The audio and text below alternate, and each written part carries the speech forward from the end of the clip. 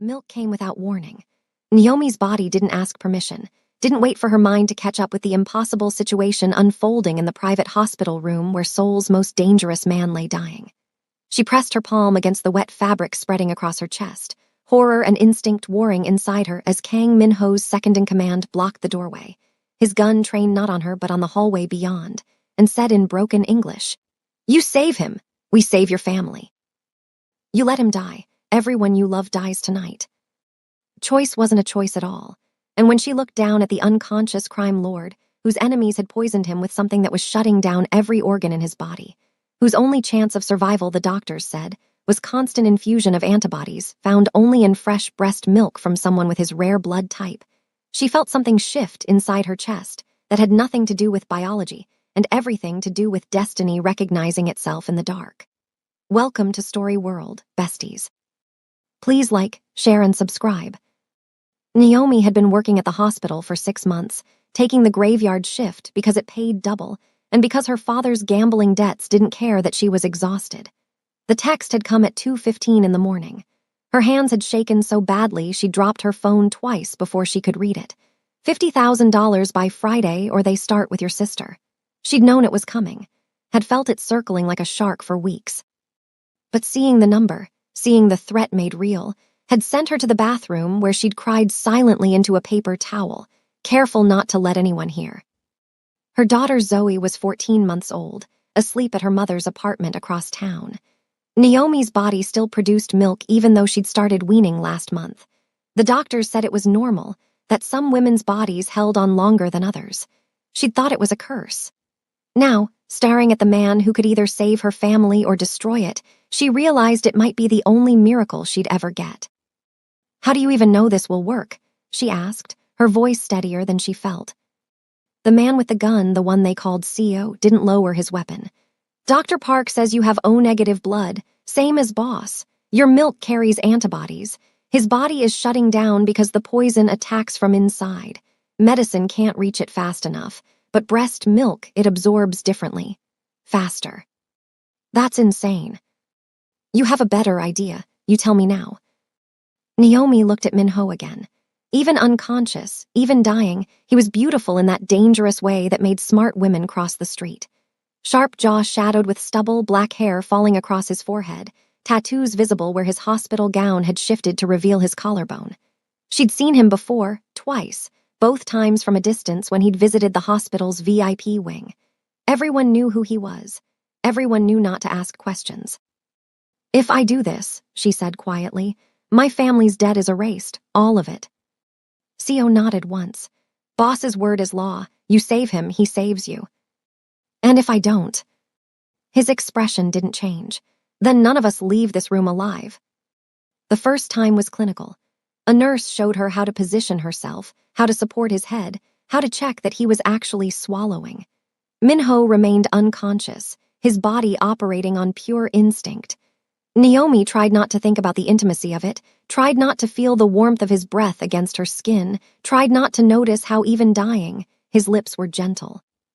She lasted 4 minutes before she had to pull away, her face burning, her heart racing for reasons that had nothing to do with fear. "Again," CO said from his position by the door. "Every 2 hours until he stabilizes." That first night lasted forever.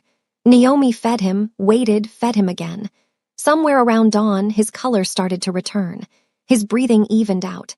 The monitors stopped screaming their warnings. Dr. Park came in at 6, checked Min-ho's vitals, and looked at Naomi with something between respect and pity. "Whatever you're doing, keep doing it. He's fighting back now." By the second day, Naomi had stopped feeling self-conscious. Her body had shifted into autopilot, responding to Min-ho's need the way it had once responded to Zoe's. She brought a book, read quietly between feedings, tried not to think about the armed men stationed outside the door or the fact that her entire life now depended on a man who killed people for a living. On the third day, he woke up. His eyes opened slowly, dark and disoriented, scanning the room until they landed on her. Naomi froze, suddenly hyper-aware that she was sitting beside his bed in a tank top, a blanket draped across her lap, her body still tender from the last feeding. "Who are you?" His voice was rough from disuse, his accent thick. Before she could answer, Seo appeared, speaking rapidly in Korean. Minho's gaze never left Naomi's face as he listened. She watched emotions flicker across his features, confusion, realization, something else she couldn't name. When Seo finished, Minho said in careful English, "You saved my life." I didn't have much choice. There is always choice. He tried to sit up, grimaced, fell back against the pillows. What did they promise you? That you'd clear my father's debt. How much? 50,000. His eyes narrowed. That's all, for this. He gestured vaguely between them, acknowledging without saying the intimate thing they'd been doing while he was unconscious. Naomi lifted her chin. I'm not asking for more. We had a deal. The deal was made without my permission. Minho's jaw tightened. While I was dying. Fear spiked through her. Are you saying you won't honor it? He stared at her for a long moment. Then, slowly, deliberately, he reached for the call button and summoned Seo. The conversation that followed was entirely in Korean, clipped and tense. Naomi understood none of it, but she understood the way Seo's expression shifted from defensive to surprised to something almost like approval. When Seo left, Minho turned back to her. Your father's debt is cleared. I've also transferred $100,000 to an account in your name. Naomi's breath caught. I didn't ask for. You saved my life. In my world, that debt is bigger than money. He paused. But there is one condition. Of course there was. Nothing came free, especially not from men like him. What condition? You continue treatment until I'm fully recovered. The poison is still in my system. I need you. The way he said it, low and certain, made something flutter in her stomach. For how long? A week, maybe 2. She should have said no, should have taken the money and run. But looking at him, at the intensity in his dark eyes, at the way he was trying to sit up despite obvious pain, because he refused to appear weak, she found herself nodding. Okay, 2 weeks, then I'm done. Minho smiled, and it was devastating. Then you're done.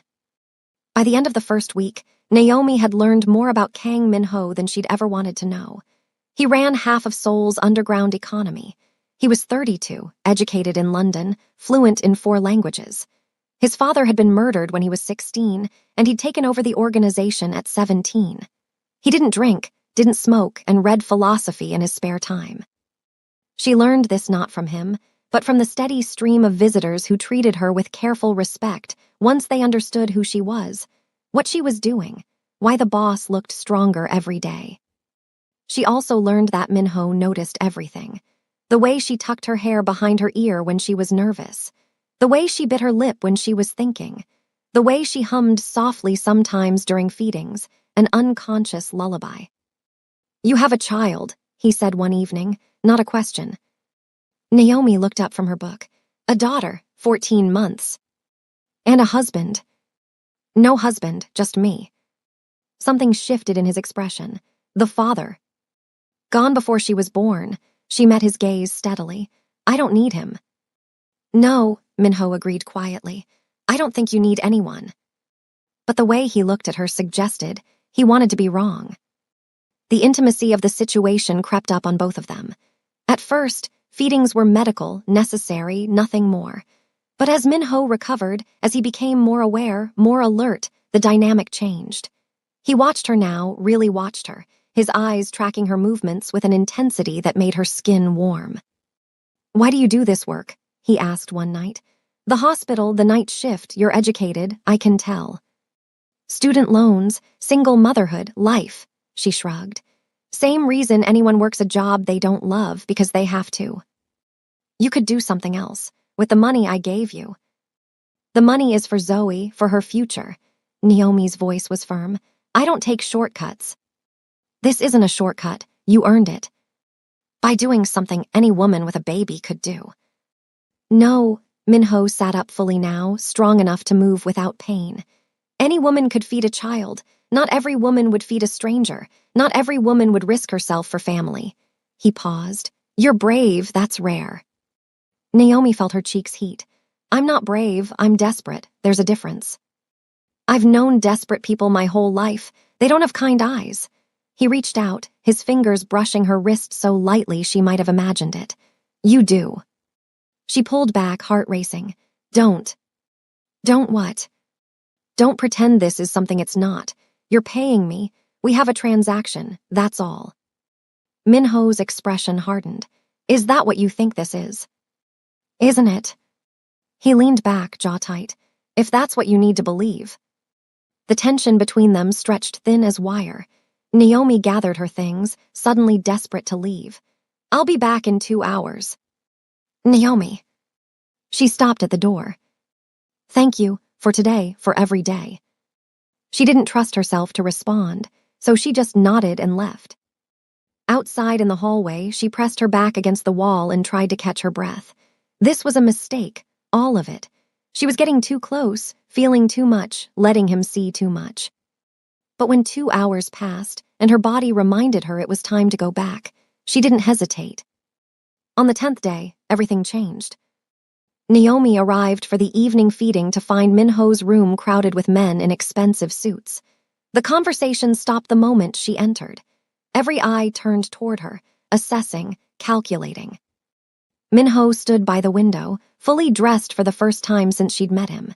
He looked dangerous in a tailored black suit, his hair slicked back, his expression cold and sharp. Gentlemen, he said in Korean, then switched to English. This is Naomi Carter. She saved my life. You will treat her with the same respect you show me. Is that understood? A chorus of affirmatives followed. Then the room cleared, leaving them alone. What was that? Naomi asked. Reminders that you're under my protection now. I don't need. Yes, you do. Minho crossed to her, moving with the predatory grace of someone who'd fully recovered. Someone tried to kill me. They used poison because they couldn't get close enough for a bullet. They'll try again. And now that people know you're the reason I'm alive, they'll come after you to finish what they started. Fear crawled up her spine. No one knows about me. I'm nobody. Everyone knows. His voice was gentle, but his eyes were hard. In my world, nothing stays secret. The woman who saved Kang Minho is a story people want to hear, and my enemies will want to make sure there's no one around to save me next time. Naomi stepped back. This wasn't part of the deal. The deal changed the moment you touched me. He moved closer, crowding her space. I owe you my life, Naomi. That means I protect yours, whether you want me to or not. I have a daughter, a family. I can't be part of your world. You already are. The words hung between them, terrible and true. That night, 2 men followed Naomi home. She noticed them immediately, their black sedan idling 3 cars back, never quite disappearing. When she pulled into her mother's apartment complex, they parked across the street and waited. Inside, Naomi locked every door, checked every window, and called the one number she'd been given for emergencies. Seo answered on the first ring. What's wrong? There are men outside my mother's apartment, watching. They're ours, boss's orders. You're protected now. I don't want to be protected. I want to be left alone. Too late for that. Seo's voice was matter of fact. You saved his life. That makes you family. Family gets protected. I'm not family. Tell that to him. The line went dead. Naomi stood in her mother's tiny kitchen, phone pressed to her chest, and understood with perfect clarity that her life had just been rewritten in ways she couldn't control. The next morning, she went to the hospital to tell Minho their arrangement was over. She found him in the gym, shirtless, going through forms that looked like a dance but moved like violence. Sweat gleamed on his skin, highlighting every muscle, every tattoo, every scar. He saw her in the mirror and stopped immediately. You're early. I'm done, we're done. Whatever this is, it's over. Minho grabbed a towel, wiped his face, turned to face her fully. No. Excuse me. You heard me, no. He walked toward her slowly, deliberately. You don't get to save my life and then disappear. That's not how this works. I don't care how your world works. I care about my daughter, my family. I can't have armed men following me everywhere. Then let me keep you safe another way. Naomi laughed bitterly. There is no safe with you. There's safer. He stopped inches away, so close she could feel the heat radiating off him. Move into my compound. Bring your daughter, bring your mother. I have a house big enough for all of you. Security, privacy, everything you need. Are you insane? Practical, his eyes burned. You're in danger because of me, let me fix it. By trapping me. By protecting you. She wanted to scream, wanted to run, wanted to do anything except feel the magnetic pull drawing her toward him. What do you want from me, Minho? He hesitated, then quietly, I don't know yet, but I know I'm not ready to let you go. The honesty in his voice cracked something open inside her. This is crazy. Yes. I should say no. You should.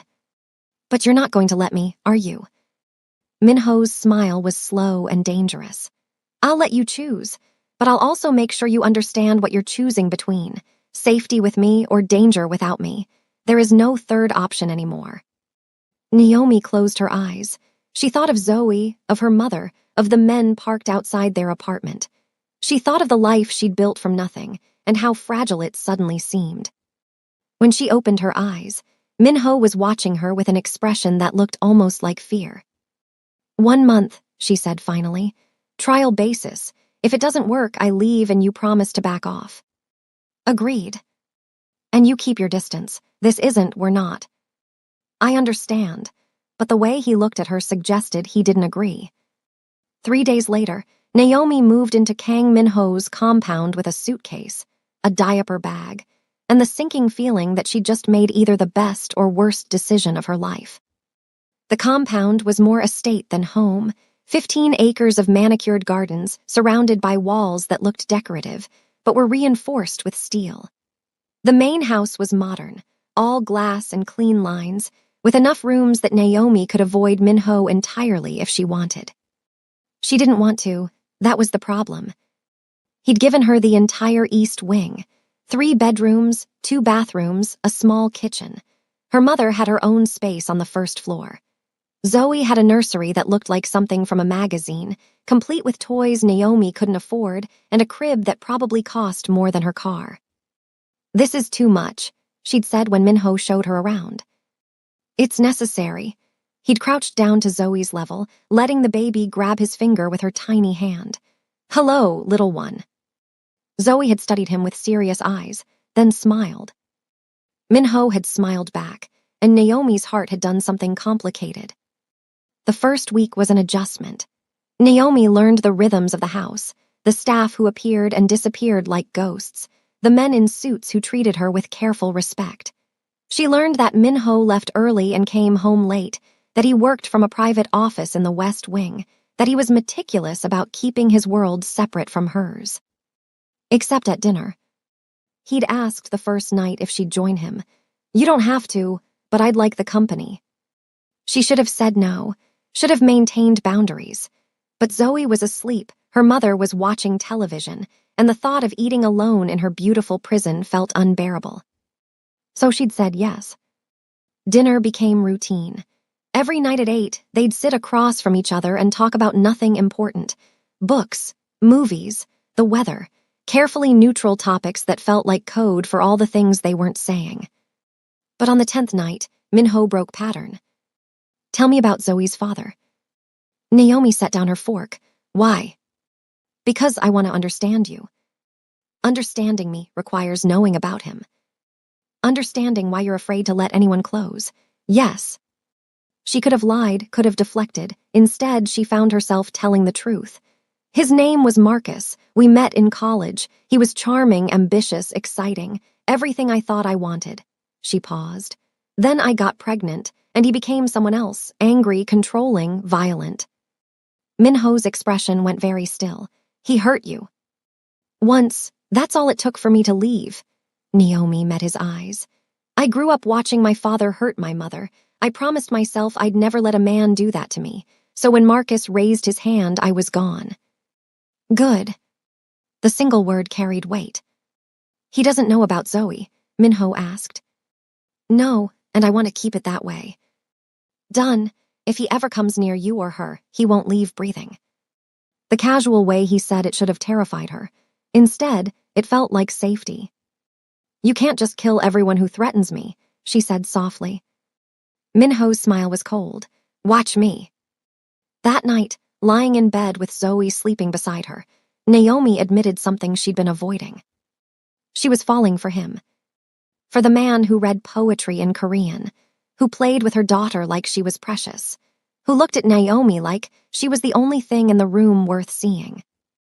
It was the worst possible thing she could do. But her heart didn't care about possible. It only cared about inevitable. The shift happened on a rainy Thursday. Naomi was giving Zoe a bath when Minho appeared in the doorway, soaked from the storm outside, blood on his knuckles. Are you okay? She asked immediately, standing. It's not mine. He leaned against the doorframe like he needed it to stay upright. Can I just sit here for a minute? Of course. He sank onto the closed toilet lid, head in his hands. Naomi finished bathing Zoe, wrapped her in a towel, and carried her to the nursery. When she came back, Minho was exactly where she'd left him. Talk to me, she said gently. I killed someone tonight. His voice was hollow. He deserved it. He was selling drugs to kids, but still, I took a life. Naomi knelt in front of him, hesitated, then rested her hands on his knees. Look at me. He did. His eyes were dark with something that looked like despair.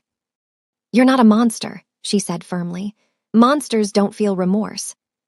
How do you know I feel remorse? Because you're sitting here bleeding and broken instead of celebrating. Because you came to me instead of your men. Because you still think you need to be forgiven. Minho's hands covered hers. Do I need to be forgiven? I think you need to forgive yourself. They stayed like that, kneeling on the bathroom floor, hands clasped, until the storm passed. When he finally stood, he said, Thank you. For what? For seeing me, not what I do, not what I am, just me.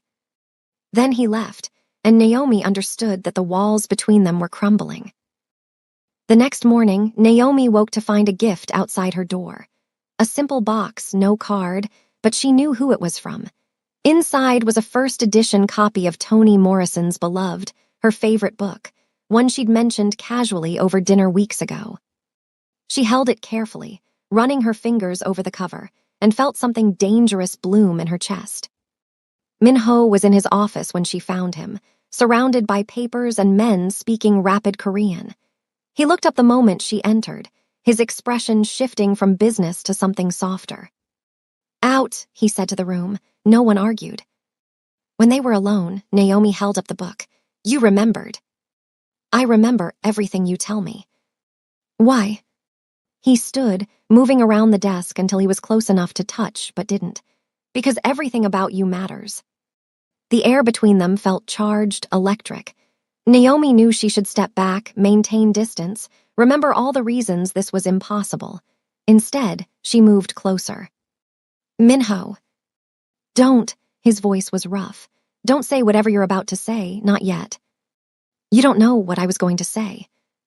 You were going to tell me this can't happen, that you're leaving soon, that we're too different. His eyes searched hers. Am I wrong? She couldn't lie. No. Then let me have this moment. Let me pretend for just one more day that you might stay. Naomi's heart cracked. This isn't fair. Nothing about us is fair. He finally touched her, his fingers brushing her cheek so gently it hurt. But it's real. Tell me you don't feel it. She couldn't because she did feel it. Every time he looked at her. Every time he spoke her name. Every time he existed in the same space and made her forget how to breathe. Feeling something doesn't mean we should act on it, she whispered. No, but it means we can't pretend it doesn't exist. Before she could respond, his phone rang. The moment shattered. Minho stepped back, answered in Korean, his expression going hard and cold. When he hung up, he said, I have to go, business. Dangerous business. All my business is dangerous. He paused at the door. Lock yourself in tonight. Don't answer the door for anyone but me or Sio. Fear spiked through her. What's happening? Nothing you need to worry about. I'm handling it. Then he was gone, leaving Naomi alone with a first edition book and the echo of words neither of them had been brave enough to say. That night, Naomi couldn't sleep. She paced her room, checked on Zoe 3 times, and finally gave up and went to the kitchen for tea. The house was dark, silent except for the guards she knew were stationed outside. She was pouring hot water when she heard the front door open. Footsteps, heavy, uneven. Minho appeared in the kitchen doorway, leaning against the frame. His shirt was torn, blood seeping through the fabric at his side. Jesus! Naomi set down the kettle and rushed to him. What happened? Nothing important, just a disagreement. You're bleeding. I've had worse. She guided him to a chair, ignoring his protests, and pulled up his shirt. The wound was a gash, not deep but long, slicing across his ribs. This needs stitches. I have a doctor. I'm a nurse. Sit still. She grabbed the first aid kit she'd insisted on keeping in every room and set to work cleaning the wound. Minho watched her in silence, his jaw tight, his breathing controlled. You should have called someone, she said, focusing on threading the needle. I wanted you. Her hand stilled. Minho. I know all the reasons this is wrong, but when I'm hurt, when I'm angry, when I'm anything, you're who I want. He caught her wrist gently. Tell me I'm alone in this. Tell me you don't feel it too. Lie to me if you have to. Naomi met his eyes. She could lie, should lie. Instead, she said, you're not alone. The confession hung between them, raw and honest. Then she went back to stitching, her hands steady even as her heart raced. When she finished, she bandaged the wound and stepped back. Minho stood, crowding her space against the counter. Naomi. We can't. Why not? Because I have a daughter. Because your world is violent. Because I don't know how to do this with someone like you. Someone like me, he repeated. You mean someone who kills people. I mean someone who lives in danger, who has enemies, who could die any night and leave me. She stopped, horrified at what she'd almost admitted. But Minho heard it anyway. Leave you what? Alone, grieving? His hand cupped her face. You're already worried about losing me. That means you already care. Caring doesn't mean we should. He kissed her, not gently, not asking permission, just pulling her against him and claiming her mouth with a hunger that stole her breath. Naomi should have pushed him away, should have remembered all the reasons this was impossible. Instead, she kissed him back, her hands fisting in his torn shirt, her body arching into his despite the logical voice screaming that this was a mistake. When they finally broke apart, both breathing hard, Minho pressed his forehead to hers. Tell me to stop. I can't. Tell me you don't want this. I can't. Then let me have you, just tonight, just once. Let me know what it feels like to hold you without pretending. Every rational thought told her to say no. Every rational thought lost. Just tonight, she whispered. He lifted her onto the counter, his mouth finding hers again, his hands careful despite the urgency. Naomi wrapped her legs around his waist, forgetting the wound in his side, forgetting everything except the way he touched her like she was something sacred. They made it to his room somehow, clothes discarded in a trail neither of them would remember later. When he laid her on his bed, his eyes asked permission one more time. She pulled him down to her, answering with her body what her mouth couldn't say. The intimacy between them was nothing like Naomi expected. Minho touched her with reverence, mapping every curve, every scar, every secret place that made her gasp.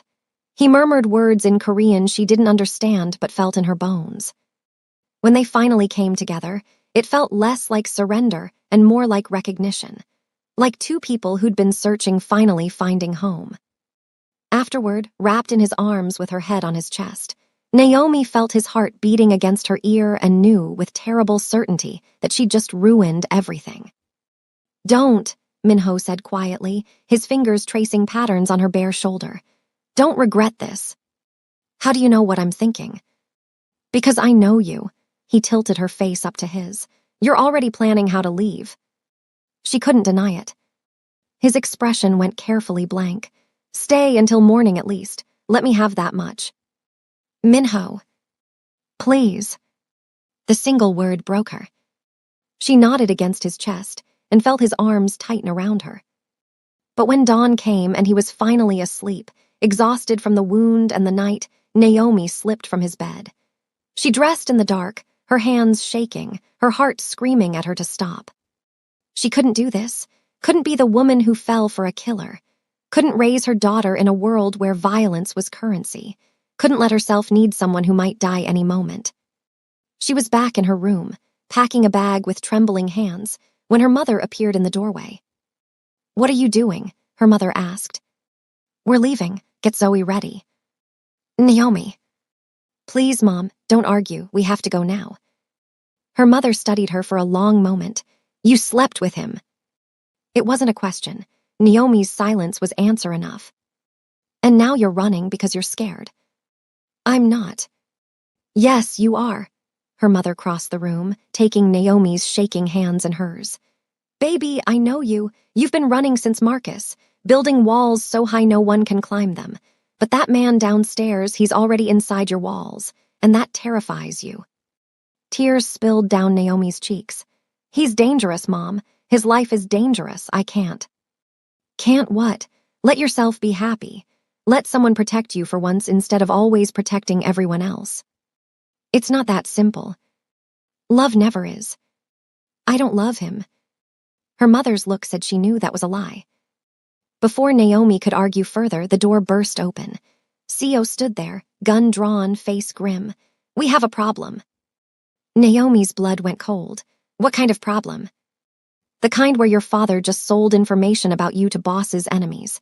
They know you're here. They know about Zoe. They're coming." The world tilted. No, that's not. My father wouldn't." 50,000 wasn't enough to clear his debts. He owed more. They offered him double to tell them where you were. Sio's expression was hard. He took it. Naomi felt her knees give out. Her mother caught her, holding her upright while everything she thought she knew about her family shattered. "Where's Minho?" Naomi managed. "Mobilizing everyone we have. But you need to come with me now. There's a safe room in the basement. You, your mother, Zoe, you'll be protected there." "I want to see him." "No time. They're already on the property." As if to punctuate his words, gunfire erupted outside. Close, too close. Her mother grabbed Zoe from her crib, the baby waking with a startled cry. Sio herded them toward the hallway, gun raised, his body a shield between them and whatever hell was breaking loose outside. They made it to the basement stairs when the explosion hit. The blast threw Naomi into the wall. Her ears rang. Smoke filled the hallway. Through the chaos, she heard Sio shouting into his radio, heard more gunfire, heard her mother screaming her name. Then hands grabbed her, pulling her up. Not Sio, someone else, someone rough. Naomi fought, kicking and clawing, but the man was stronger. He dragged her backward toward the emergency exit while she screamed for her daughter, for her mother, for Minho. "Shut up," the man growled in accented English. "You're worth more alive, but I'll kill you if I have to." He shoved her through a door into the rain-soaked night. A van waited, engine running. Naomi tried to run, but he caught her hair, yanking her back hard enough to make her vision blur. "Your boss wants you breathing. Didn't say anything about unmarked." He threw her into the van. She hit the metal floor hard, tasting blood. The door slammed shut, plunging her into darkness. Through the thin walls, she heard the battle raging at Minho's compound, heard the sounds of a war being fought over her existence. Then the van started moving, and Naomi understood with perfect clarity that she was about to become leverage in a game she never wanted to play. Somewhere behind her, she prayed Minho was alive, prayed her mother and Zoe had made it to safety, prayed that this wasn't the end. But prayer felt useless in the dark. The van drove for what felt like hours, but was probably only minutes. Every bump sent Naomi sliding across the metal floor. Her head throbbed where it had hit the wall. Her wrists were zip-tied behind her back, cutting off circulation. She forced herself to think through the panic. They wanted her alive, which meant she had value, which meant Minho would come for her. She just had to survive until he did. The van finally stopped. The door opened, revealing a warehouse, empty except for a chair in the center and 3 men with guns. They dragged her to the chair, tied her down. One of them, the youngest, looked nervous. "Boss said not to hurt her." "Boss ain't here," the one who'd grabbed her said. He backhanded Naomi across the face, splitting her lip. "That's for making me chase you." She spat blood at his feet. Kang Min-ho will kill you for that. Kang Min-ho is busy burying his dead. By the time he figures out where you are, you'll already be on a boat to Shanghai. Fear spiked through her, but she kept her expression blank. You're making a mistake. The only mistake here is yours, sweetheart. You should have stayed a nobody nurse. Now you're worth $2 million to the right buyer. They left her alone then, just one guard by the door. Naomi tested the ropes, but they were tight, professional. She couldn't move without cutting into her skin. So she waited, and planned, and refused to let herself think about Zoe crying for her, or her mother terrified, or Min-ho possibly bleeding out somewhere.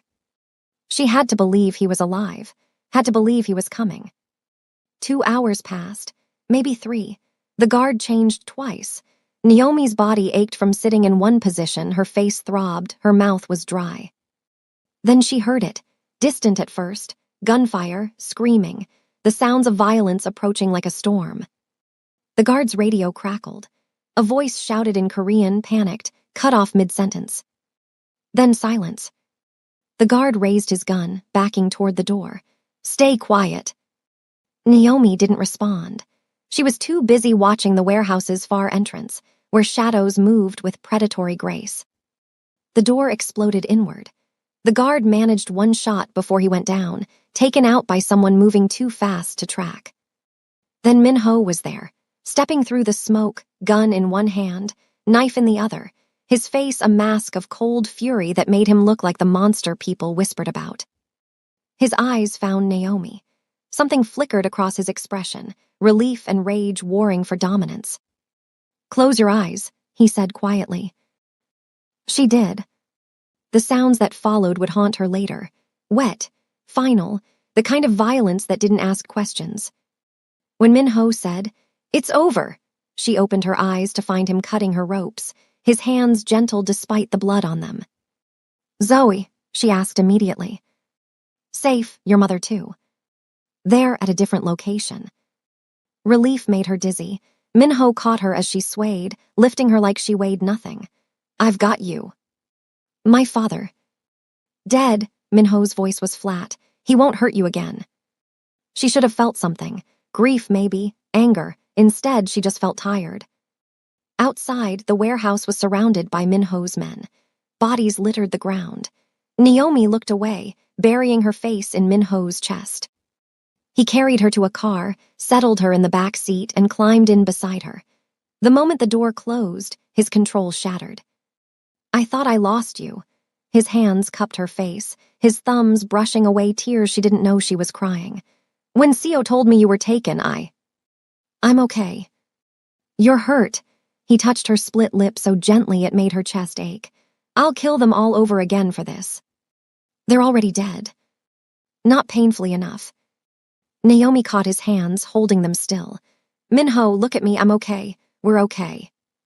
He pulled her into his lap, holding her so tightly she could barely breathe. His heart hammered against hers, his whole body shaking with adrenaline and fear and relief. "Don't ever run from me again," he said roughly against her hair. I can't lose you, not now, not ever." "I wasn't running from you. I was running from what I feel for you." He pulled back, searching her face. "And what do you feel?" Naomi knew this was the moment. The choice. She could lie, could protect herself, could walk away and build walls so high he'd never reach her again. Or she could tell the truth and risk everything. "I love you," she whispered. "I tried not to, tried to convince myself it was gratitude or fear or anything else, but I love you, and that terrifies me." Min-ho's expression cracked open. "Why does it terrify you?" "Because loving you means accepting your world. The violence, the danger, the possibility that any day could be the day you don't come home." "I'll always come home to you." "You can't promise that." "Watch me." He kissed her, soft and desperate. "I will burn this entire city down before I let anything take me from you. You're mine, Naomi. Mine to protect, mine to love, mine to keep safe." "That's not how love works." "It's how my love works." His forehead pressed to hers. "I'm not asking you to change. I'm asking you to let me be who I am.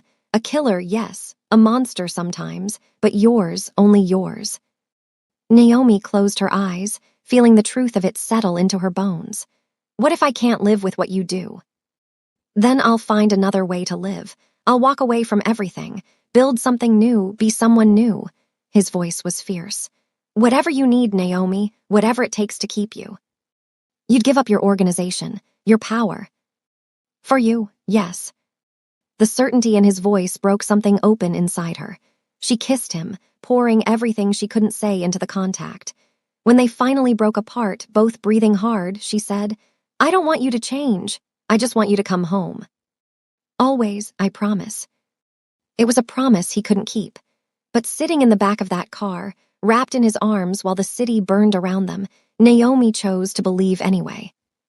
3 months later, Naomi stood in Minho's office watching him negotiate with men who feared him and felt nothing but pride. He'd changed in small ways since that night. Still dangerous, still deadly, but more careful. He delegated the worst jobs, came home earlier, made time for dinner with her and Zoe every night.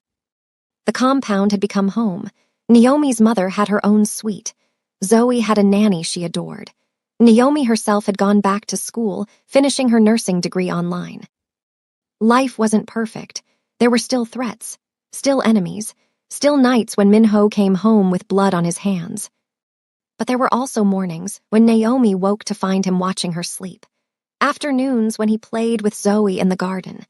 Evenings when he held Naomi and whispered promises in Korean she was learning to understand. What are you thinking about? Minho asked, noticing her watching him. How different my life is now. He crossed to her, pulling her into his arms. Better or worse? Different, she kissed him, but I wouldn't change it. Good, because I have something for you. He pulled a small box from his pocket. Naomi's heart stuttered. Before you panic, Minho said, this isn't a proposal, not yet, but it's a promise. He opened the box, revealing a simple gold band with a single inscription inside. Mine. Wear this, he said quietly, and let the world know you're protected, that you're loved, that you're mine. Naomi took the ring, slipped it on her finger, and felt the weight of it like an anchor. I'm yours. And I'm yours, he kissed her softly, for as long as you'll have me. 6 months after that, they married in a small ceremony with only family present. Naomi wore cream, not white. Zoe was the flower girl. Minho cried when he saw Naomi walking toward him and didn't care who saw. The vows they spoke were traditional, but the promises beneath them were not.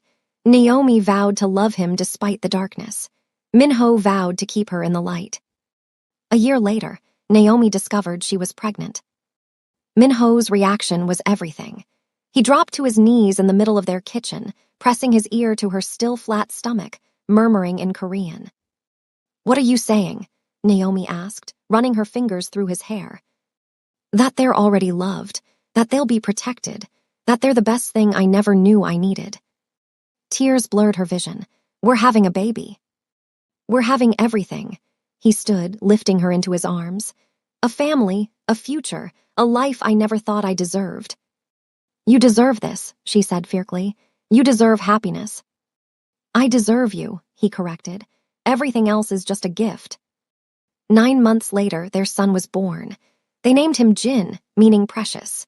He had Minho's dark eyes and Naomi's smile, and from the moment he entered the world, he was loved beyond measure. In the delivery room, Minho held his son and looked at Naomi with wonder. How did I get so lucky? You knocked on death's door, Naomi said, exhausted but happy. And I answered. Best mistake I ever made. Being poisoned. No, surviving long enough to meet you. Outside the hospital, the city continued its chaos. Inside, a family built from impossible circumstances proved that sometimes love didn't conquer darkness. It simply learned to exist beside it. And in the quiet moments between danger and peace, Naomi would look at her husband, her children, her unlikely life, and understand that some miracles tasted like breast milk and blood, desperation and devotion, a choice made in the dark that led to light. Minho would catch her looking and smile, that devastating smile that still made her heart race. And she'd smile back, knowing that whatever came next, they'd face it together. Because that's what family did. That's what love meant. Not the absence of darkness, but the presence of someone brave enough to hold your hand through it. And they'd been through enough darkness to know that their light was real.